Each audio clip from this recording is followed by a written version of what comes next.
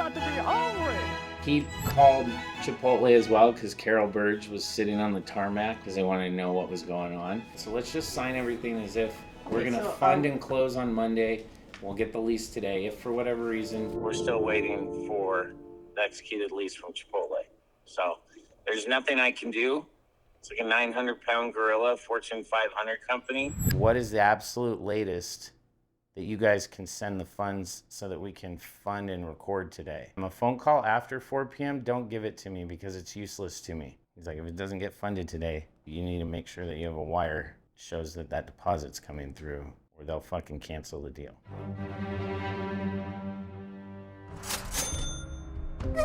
He's a Velcro baby. What's up, dude? All right, you don't want that.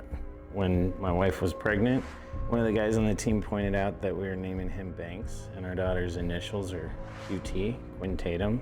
So, like the gas station, Quick Trip, and Banks. And then, ironically enough, when he was born, the nurse told us that he weighed 7 pounds, 11 ounces, and we said, you gotta be kidding me.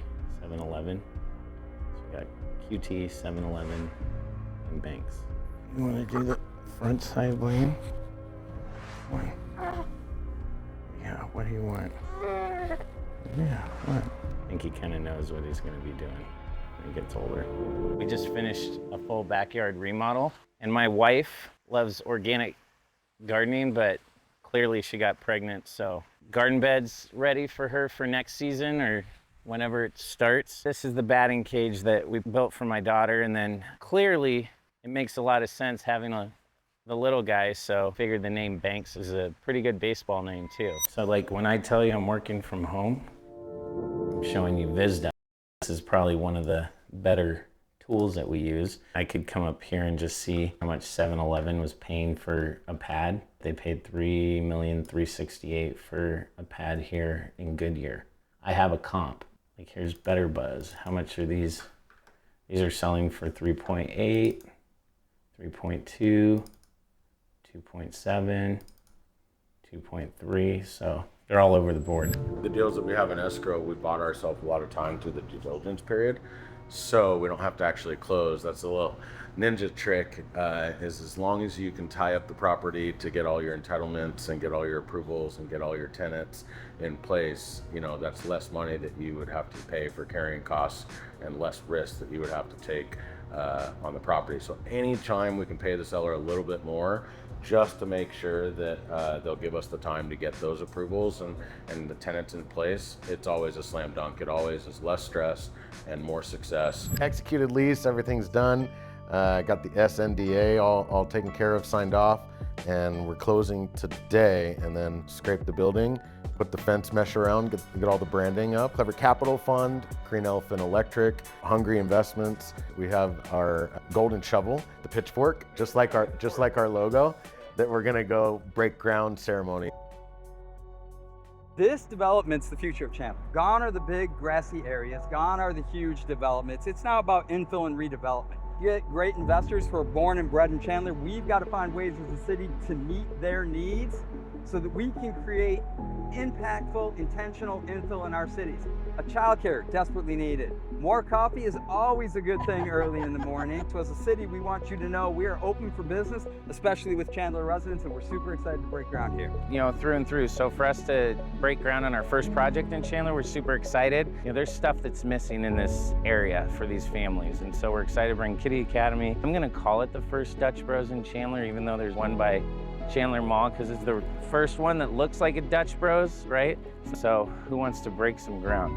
What most people don't understand is that when we put a deal in escrow, I only put it in escrow with a 99.9% surety that we're gonna close on it. But there's the 0.1% where there's things that I could never have known until we get into the deal. Every single deal that we put in escrow, we don't get reimbursed until we close, right? So we're between $30,000 and $100,000 per project that we have to cover on the front end before that money comes back to us. So you talk about a horror story, like, yeah, I mean, it gets scary when we put a deal and we're $30,000 in and we don't see a way to solve an issue. Nothing sucks more having to give a cancellation notice and knowing you just dropped 30 grand in the bucket. Academy Bank at 300, interest 675, loan points 15.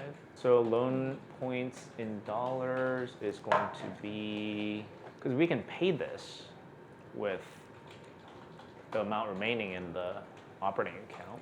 Beginning operating account balance is now going to be this minus the loan points. It's really a controller, but since we look at comps, we can call it a controller. We want to be very cautious in whatever deal we get ourselves into, and not just for us, but for our investors as well. What I do is I value these deals based on what kind of tenants that we can build for in a certain pad or land, and we put a value on it.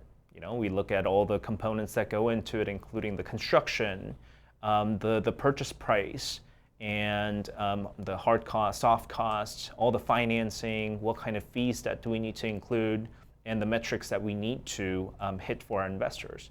And based on that, we determine what we can pay for that specific property. With the underwriting model that I developed, we are able to say a yes or no, or no could mean that we just need to be a little bit more creative as well. How many pads can we fit in a certain area? Because every additional we can fit in there, it just creates a lot more value for that land. So we try to be very creative with it, and when we get very creative, those create some basis for a home run deal, potentially. All right, so when we talk to him tomorrow, we're basically, all the leverage is gone. Yeah. Cool, that's all I needed to know. When we met with them at ICSC in San Antonio, they were trying to position it as if we didn't know or weren't capable of how to get all the development stuff done in San Antonio because we're from Phoenix. Since we met with them, we have a plan that's in the works based on a traffic impact analysis study that shows how many new cars and how much traffic we're going to bring to the site that impacts the traffic flow around that whole area coming off the freeway. Like, we're far down the road, so all the leverage that they were going to try and have to negotiate with us, we've eliminated that. Sounds easy, but it's not. What we're trying to do is get all the development stuff done, all the entitlements and approvals, and then get our, what we call the first big domino, the anchor tenant for the site, which in this case would be the gas station. Have we gotten any response back from Circle K or anything? They want to counter on rent. It's like, hey, look. Okay, look, we'll do $215 and a 50% reimbursement. Or you want all in? How about all in at $250? And we'll handle all the offsites. Yeah. Easier to go down on price than to start low and go up. My job is to find a gap for a tenant. So I can find a site that makes perfect sense for Dutch Bros. But then I got to give it to Will, and Will needs to tell me, hey, it makes sense financially. And then from there, once it theoretically works, financially works, then we go to Christian and say, hey, can we actually put this all together and make it happen? I mean, any deal works at a certain price. Right. Yeah, So how far are we from the whisper price, what the sellers want? That's really what it comes down to. Sometimes it can be maybe $250,000 off. Sometimes it can be like $2 million. Right. What does it mean to be hungry? I think it is a mantra for all entrepreneurs. Hungry is something that is not just a company name, but it is a lifestyle. We are all deal junkies here. We love looking at properties. We love staying up late and figuring out how to add value, create. And I think hungry is a constant pursuit of more, and not in the sense of that we're never fulfilled, but that we have a duty to our families, to our clients, to ourselves to be great, go create, and go eat. Every deal has a story. The people, the pressure, the timing. And that's exactly what we're documenting here on Nothing But Net. How these buildings, how these businesses come to life on every corner of your community across the country. This isn't theory, this is reality. Don't forget to like and subscribe to Hungry Investments here on YouTube so you don't miss any future episodes, and to catch all of our other content on commercial real estate, investing, and development.